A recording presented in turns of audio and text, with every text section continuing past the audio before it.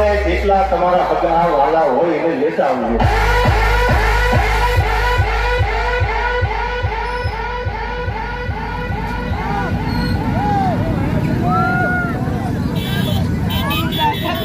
હાલો